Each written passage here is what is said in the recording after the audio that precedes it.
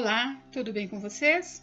Hoje, dia 327 da nossa leitura da palavra em ordem cronológica, nós leremos os capítulos 15 ao 16 do livro de Atos. Vamos à leitura? Capítulo 15. A controvérsia sobre a circuncisão de gentios. Alguns indivíduos que foram da Judéia para Antioquia ensinavam aos irmãos: se vocês não forem circuncidados, segundo o costume de Moisés, não podem ser salvos. Tendo surgido um conflito e grande discussão de Paulo e Barnabé com eles, foi resolvido que esses dois e mais alguns fossem a Jerusalém aos apóstolos e presbíteros para tratar desta questão. Encaminhados, pois, pela igreja, atravessaram as províncias da Fenícia e Samaria, e narrando a conversão dos gentios, causaram grande alegria a todos os irmãos. Quando chegaram a Jerusalém, foram bem recebidos pela igreja, pelos apóstolos e pelos presbíteros, a quem relataram tudo o que Deus havia feito com eles. Mas alguns membros do partido dos fariseus que haviam crido se insurgiram, dizendo: é necessário circuncidá-los e ordenar-lhes que observem a lei de Moisés. A reunião dos apóstolos e presbíteros em Jerusalém. Então os apóstolos e os presbíteros se reuniram para examinar a questão. Havendo grande debate, Pedro tomou a palavra e disse: irmãos, vocês sabem que desde há muito Deus me escolheu entre vocês para que da minha boca os gentios ouvissem a palavra do Evangelho e crescem. E Deus, que conhece os corações, lhes deu testemunho, concedendo o Espírito Santo a eles, como também o havia concedido a nós.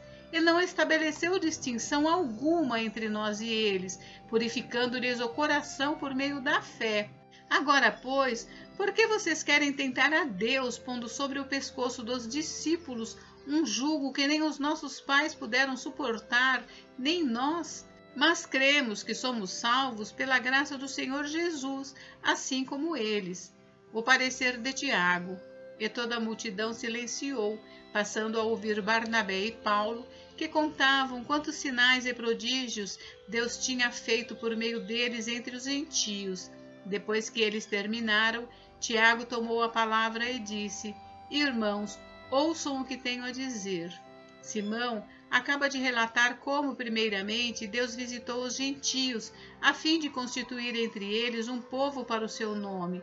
Com isso, concordam as palavras dos profetas, como está escrito: depois disso, voltarei e reedificarei o tabernáculo caído de Davi, reedificarei as suas ruínas e o restaurarei, para que o restante da humanidade busque o Senhor, juntamente com todos os gentios, sobre os quais tem sido invocado o meu nome, diz o Senhor, que faz estas coisas conhecidas desde os tempos antigos. Por isso, julgo que não devemos perturbar aqueles que entre os gentios se convertem a Deus, mas escrever-lhes para que se abstenham das contaminações dos ídolos, bem como da imoralidade sexual, da carne de animais sufocados e do sangue, porque Moisés tem em cada cidade, desde tempos antigos, os que o pregam nas sinagogas, onde é lido todos os sábados. A decisão enviada a Antioquia. Então, pareceu bem aos apóstolos e aos presbíteros, com toda a igreja, eleger alguns homens dentre eles e enviá-los a Antioquia, juntamente com Paulo e Barnabé. Foram eleitos Judas, chamado Barsabás, e Silas, que eram líderes entre os irmãos. Mandaram por eles a seguinte carta: os irmãos, tanto os apóstolos como os presbíteros, aos irmãos gentios em Antioquia, Síria e Cilícia, saudações. Visto sabermos que alguns que saíram do nosso meio, sem nenhuma autorização, perturbaram vocês com palavras, transtornando a mente de vocês, pareceu-nos bem, chegados a pleno acordo, eleger alguns homens e enviá-los a vocês com os nossos amados Barnabé e Paulo, homens que têm arriscado a vida pelo nome de nosso Senhor Jesus Cristo. Portanto, estamos enviando Judas e Silas, os quais pessoalmente lhes dirão as mesmas coisas, pois pareceu bem ao Espírito Santo e a nós não impor a vocês maior encargo além dessas coisas essenciais, que vocês se abstenham das coisas sacrificadas a ídolos, bem como do sangue, da carne de animais sufocados e da imoralidade sexual. Se evitarem essas coisas, farão bem, passem bem. A leitura da mensagem. Os que foram enviados partiram para Antioquia e, tendo reunido a comunidade, entregaram a carta. Quando a leram, ficaram muito alegres pelo consolo recebido. Judas e Silas, que eram também profetas, consolaram os irmãos com muitos conselhos e os fortaleceram. Tendo-se demorado ali por algum tempo, os irmãos deixaram que voltassem em paz aos que os enviaram. Mas pareceu bem a Silas permanecer ali. Paulo e Barnabé demoraram-se em Antioquia, ensinando e pregando, com muitos outros, a palavra do Senhor. A segunda viagem missionária. Paulo e Barnabé se separam. Alguns dias depois, Paulo disse a Barnabé: "Vamos voltar e visitar os irmãos em todas as cidades nas quais anunciamos a palavra do Senhor para ver como estão." Barnabé queria levar também João, chamado Marcos, mas Paulo não achava justo levar aquele que tinha se afastado deles desde a Panfilha, não os acompanhando no trabalho. Houve tal desavença entre eles que vieram a separar-se. Então Barnabé, levando consigo Marcos, navegou para Chipre, mas Paulo, tendo escolhido Silas, partiu encomendado pelos irmãos à graça do Senhor, e passou pela Síria e Cilícia, fortalecendo as igrejas. Capítulo 16. Paulo leva Timóteo consigo. Paulo chegou também a Derbe e a Listra. Havia ali um discípulo chamado Timóteo, filho de uma judia crente, mas de pai grego. Os irmãos em Listra e Icônio davam bom testemunho dele. Paulo queria que Timóteo fosse em sua companhia, e por isso circuncidou-o por causa dos judeus daqueles lugares, pois todos sabiam que o pai dele era grego. Ao passar pelas cidades, entregavam aos irmãos as decisões tomadas pelos apóstolos e presbíteros de Jerusalém para que as observassem. Assim, as igrejas eram fortalecidas na fé e dia a dia aumentavam em número.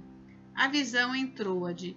E percorreram a região frígio-gálata, tendo sido impedidos pelo Espírito Santo de pregar a palavra na província da Ásia. Chegando perto de Mísia, tentaram ir para a Bitínia, mas o Espírito de Jesus não o permitiu. E tendo contornado Mísia, foram para Troade. À noite, Paulo teve uma visão, na qual um homem da Macedônia estava em pé e lhe rogava, dizendo: "Passe a Macedônia e ajude-nos." Assim que Paulo teve a visão, imediatamente procuramos partir para aquele destino, concluindo que Deus nos havia chamado para lhes anunciar o Evangelho. Paulo em Filipos, a conversão de Lídia.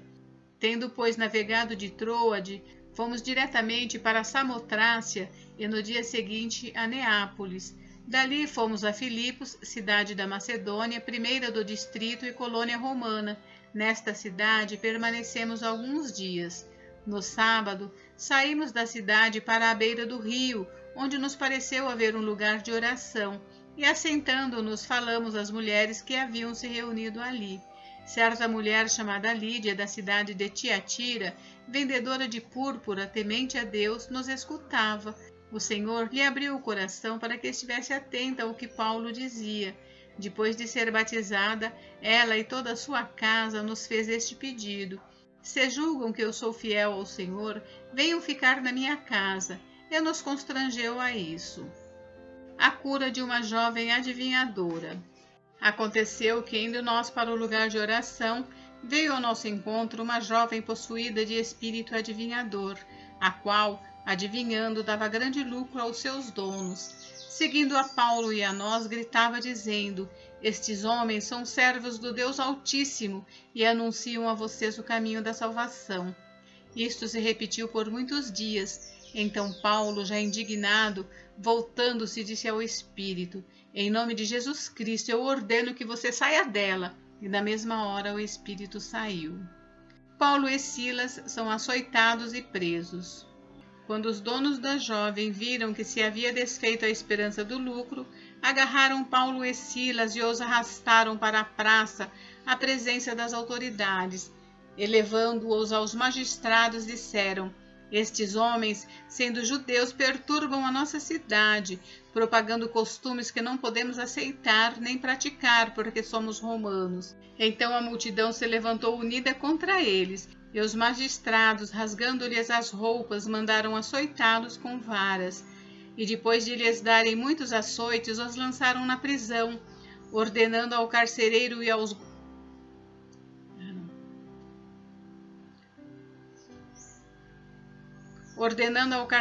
que os guardasse com toda a segurança.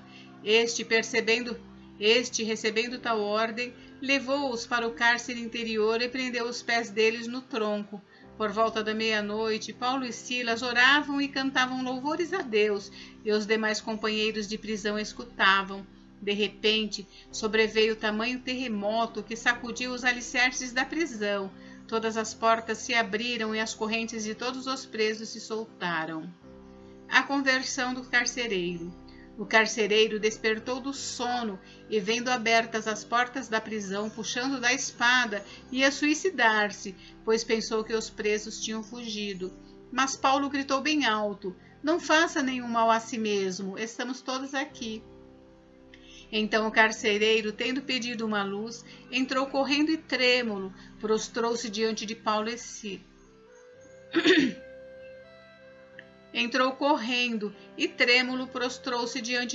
Silas. Depois, trazendo-os para fora, disse: "Senhores, que devo fazer para que seja salvo?"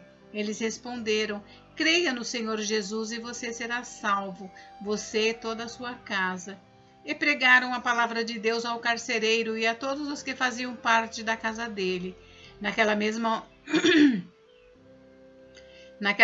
hora da noite, cuidando deles, lavou-lhes as feridas dos açoites. Logo a seguir, ele e todos os membros da casa dele foram batizados. Então, levando-os para sua própria casa, deu-lhes de comer e, com todos os seus, manifestava grande alegria por ter crido em Deus. Paulo e Silas livres da prisão. Quando amanheceu, os magistrados enviaram oficiais de justiça com a seguinte ordem para o carcereiro: "Ponha aqueles homens em liberdade." Então o carcereiro comunicou isso a Paulo, dizendo: "Os magistrados ordenaram que vocês fossem postos em liberdade. Portanto, vocês podem sair. Vão em paz." Paulo, porém, lhes disse: "Sem ter havido processo formal contra nós, nos açoitaram publicamente e nos jogaram na cadeia. Sendo nós cidadãos romanos, querem agora nos mandar embora sem maior alarde? Nada disso. Pelo contrário, que eles venham e pessoalmente nos ponham em liberdade." Os oficiais de justiça comunicaram isso aos magistrados. Quando estes souberam que Paulo e Silas eram cidadãos romanos, ficaram com medo. Então foram até eles e lhes pediram desculpas e, relaxando-lhes a prisão, pediram que se retirassem da cidade. Tendo saído da prisão, Paulo e Silas dirigiram-se para a casa de Lídia e, vendo os irmãos, os animaram. Depois partiram.